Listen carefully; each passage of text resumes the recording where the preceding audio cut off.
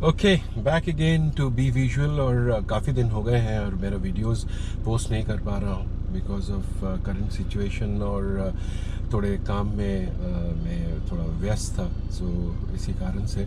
और आज एक इशू के बारे में बात कर रहे हैं। और जो बारिश के टाइम में और कभी कभी नॉट ओनली बारिश के टाइम में जो हम लोग वाइपर्स यूज़ करते हैं, और मैं ज़रा सा शिफ्ट करता हूँ कैमरा को बताने के लिए कि जब हम वाइपर्स यूज़ करते हैं, से फॉर इंस्टेंस अगर हम वाइपर्स को यूज़ करें तो इसमें क्या होता है कि ये पानी का जो ये जैसे स्ट्रिक्स रह जाते हैं।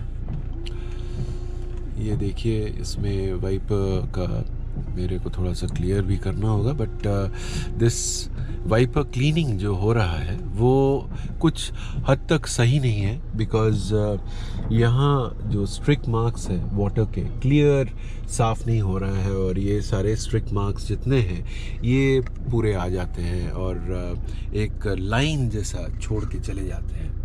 इसे एड्रेस करेंगे क्विकली कि ये जो स्ट्रिक मार्क्स है इसे हम किस तरीके से निकाल सकते हैं। So that is the video all about. Normally क्या होता है कि हम लोग जो वाइपर ब्लेड्स हैं वो ब्लेड जैसे ये स्ट्रिक मार्क्स करने लगते हैं और सही तरीके से सफाई नहीं करते हैं या क्लीन नहीं करते हैं विंडशील्ड को। सो नॉर्मली हम वाइपर ब्लेड्स जो है उन्हें हम फेंक देते हैं। So we simply throw that blade off और उसे हम चेंज कर लेते हैं। That is one solution that one can go about and do it, but there is another way. मतलब और एक घर बैठे अगर हमें इसे एड्रेस करना है, ये 600 या 1000 रुपया दाम होगा depending upon what kind of a size of a wiper और किस तरह का गाड़ी है।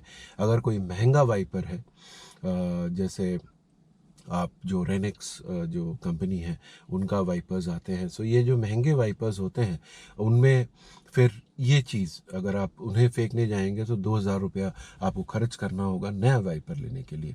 पर मैं ये समझता हूँ कि ये वाइपर फेंकने का ज़रूरत नहीं है। इनमें अगर आप घर बैठे कुछ तरीके से इसे क्लीन कर दें, so then in that case इस वाइपर को आप सालों साल यूज़ कर सकते हैं। So that is what this video is all about, जिसमें कि हम आपको दिखाएंगे कि आप घर बैठे कौन कौन से नुस्खे या कौन कौन से तरीके हैं, what is the tips and the tricks to actually make the wiper clean, and then the performance of the wiper will be like वो स्ट्रिक मार्क्स नहीं रहेंगे और ये सारे चीज़ नहीं आएंगे। तो चलिए फटाक से शुरू करते हैं और वाइपर को क्लीन करके आपको दिखाते हैं कि क्या अप्रोच होगा अपना इस वाइपर को क्लीन करने के लिए। Okay, so let's start the show. तो पहले क्या करते हैं कि जितने भी प्रोडक्ट्स हैं उसके बारे में बता देते हैं आपको। ढेर सारे माइक्रोफाइबर टावल्स ज़रूरत होंगे। यहाँ पर 240 GSM और 350 GSM के टावल्स जो मैं यूज़ कर रहा हूँ। WBT-40 ये हमें लगेगा और इसका पर्पस मैं बताऊँगा जैसे ही हम लोग आगे बढ़ते हैं। APC उसके साथ थोड़ा सा आइसोप्रोपाइल अल्कोहल का मिक्सचर किया हुआ है। ऑल पर्पस क्लीनर जो कि 3M का मैं यूज़ कर रहा हूँ, और ये है सोनेक्स जो कि हमारा ग्लास क्लीनिंग सोल्यूशन है। कंसनट्रेटेड फॉर्मेट में आते हैं 1:100 रेशियो में।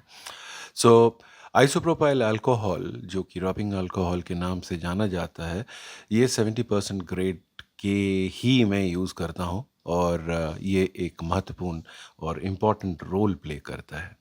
सो पहले क्या करते हैं कि ग्लास के ऊपर में जो धूल लगे हुए हैं उन्हें सिर्फ पानी से मैं धो ले रहा हूँ, और इसे आप ऐसा भी कर सकते हैं कि साबुन पानी से भी क्लीन कर सकते हैं। थोड़ा सा प्रोसेस मैं अलग कर रहा हूँ यहाँ पर कि ये जो घरेलू सोल्यूशन है, मैंने एक कॉलिन के बॉटल के अंदर में ये सोनेक्स का मिक्स ले लिया है और उसे बड़ा जेनरसली आप इसे छिड़क दीजिए। कोई नुक्स एंड कॉर्नर्स मत छोड़िए और बड़ा जेनरसली उसे अप्लाई कीजिए, और उसके बाद फिर आगे बढ़ते हैं। घर का टिकाऊ सोल्यूशन।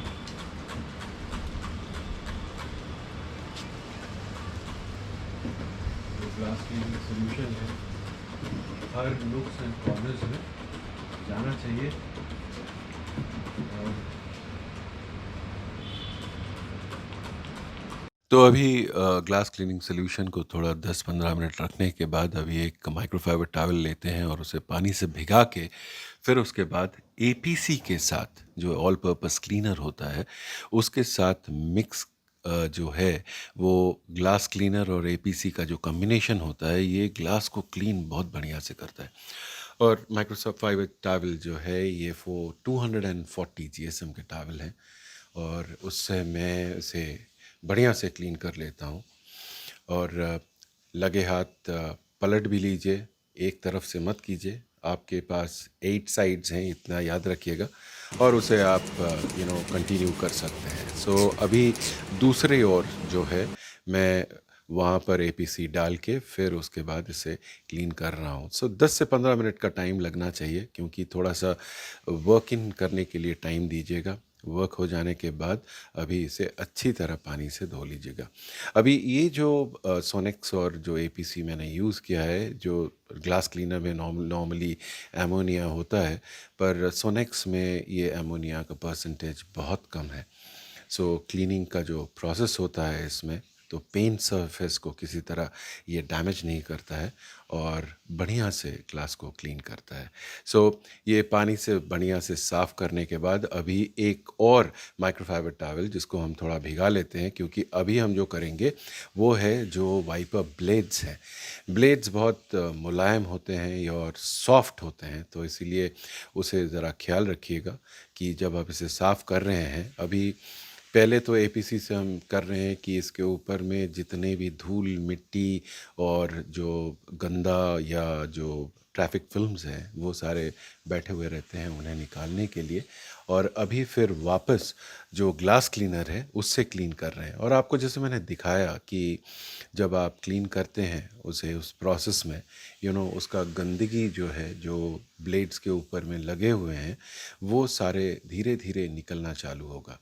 और इसे अभी जो कर रहे हैं प्रोसेस में, ये सॉफ्टनिंग प्रोसेस है। मतलब जो गंदा बैठा हुआ है उसमें ये जब अप्लाई होता है तो वो सॉफ्ट हो जाता है। सो फिर से देखिए, यहाँ जो ग्लास क्लीनर से जब हमने किया था उसका अभी फिर से एक गंदगी बाहर आया है। सो बहरहाल ये काम तो हो गया है। सो इसीलिए अभी ग्लास को मेरे पास जो वॉफल रिफ टॉवल्स होते हैं उससे मैं बढ़िया से ड्राई कर ले रहा हूँ। सो ड्राई सो दैट कोई वाटर स्पॉट्स या कोई मार्क्स उसके ऊपर ना रह जाए। और ग्लास को ड्राई करने के साथ साथ आप जो वाइपर और वाइपर ब्लेड्स जिसको आपने साफ़ किया था उसे भी पोंछ लीजिए। अभी ये रहा आपका isopropyl alcohol 70% rubbing alcohol. Generously आप एक क्लीन माइक्रोफाइबर क्लॉथ में ले लीजिए और उसके बाद अभी फिर ब्लेड्स में उसे अप्लाई कीजिए। और सावधानी से कीजिएगा, ब्लेड्स कटने के चांसेस रहते हैं और डैमेज होने के चांसेस रहते हैं। So be very careful while you are actually doing it softly, और थोड़ा पेशेंस के साथ इसे आपको क्लीन करना होगा। सो जब ये क्लीन हो जाएगा, और ये देखिए कितना गंदा अभी निकला है आईपीए वाइप के बाद, ये इतना गंदगी जो है अभी भी लगा हुआ था। हमने क्लीन माइक्रोफाइबर टॉवल लेके चेक करना है कि हमने जो आइसोप्रोपाइल अल्कोहल से साफ़ किया है उसमें कोई मार्क्स आते या नहीं है।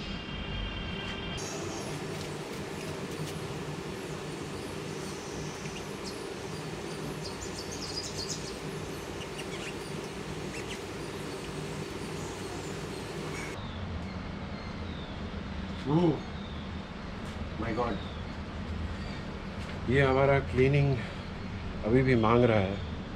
सो आप देख सकते हैं ऑरेंज टॉवल का क्या हाल है, यहाँ पर अभी भी सफाई मांग रहा है।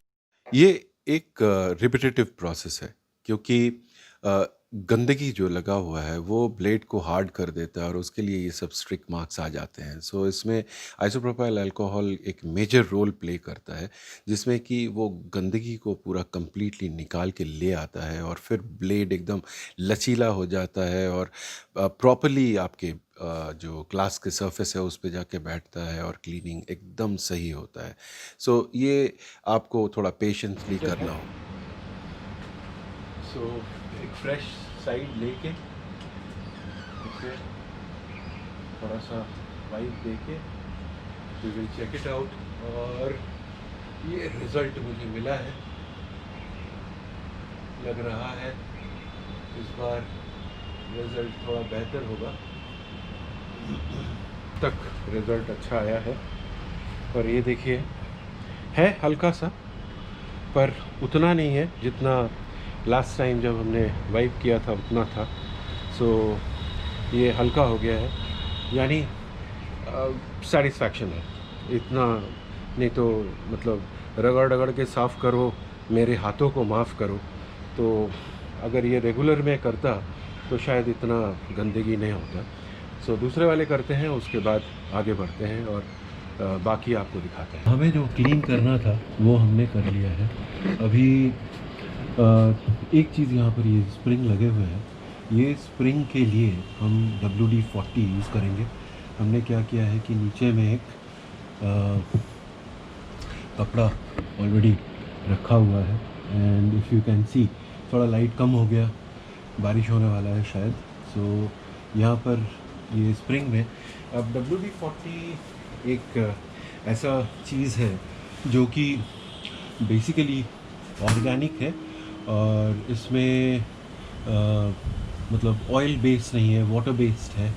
सो ये क्या करेगा बेसिकली, जो आपका जो स्प्रिंग है ना, वो स्प्रिंग को अगर कोई जंग है या स्प्रिंग थोड़े लचीले हो गए हैं या टाइटन हो गए हैं, तो उसको फिर प्रॉपर, बिकॉज ये वाइपर गिरने के बाद ये जो स्प्रिंग है इसको हेल्प करता है कि कितना जो ब्लेड है वो कितना अच्छी तरह आपके ग्लास पे बैठे।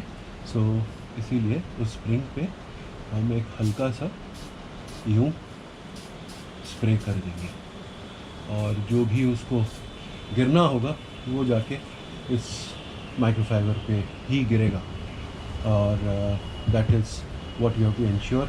माइक्रोफाइबर को हटाइएगा नहीं, वही छोड़ दीजिएगा कि WD-40 जो अपना काम करता है वो काम करते हुए उसमें जाके ठहरेगा।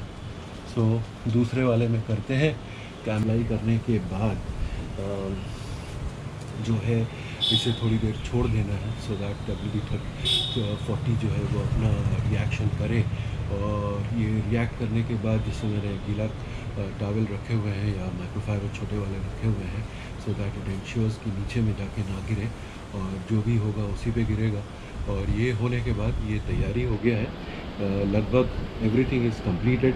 मैं एक बार फिर रिपीट कर देता हूँ कि हमने प्रोसेसेस क्या क्या किए थे, so that you don't forget. So पहले ग्लास को बढ़िया से क्लीन कर लेना है। उसके बाद जो वाइपर ब्लेड्स हैं उसको आपके जो APC है या जो जिससे ग्लास क्लीनर जो सोल्यूशन था उससे अच्छी तरह उसको हल्के हाथों से, सो दैट ब्लेड कट ना जाए, क्योंकि ये बहुत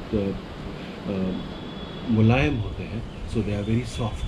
सो वो हल्के हाथों से उसे आपने क्लीन करना है। फिर IPA सोल्यूशन, IPA मतलब आइसोप्रोपाइल अल्कोहल का जो रबिंग अल्कोहल है, 70% ग्रेड के आते हैं, उससे आप इसको बढ़िया से क्लीन कर लीजिएगा।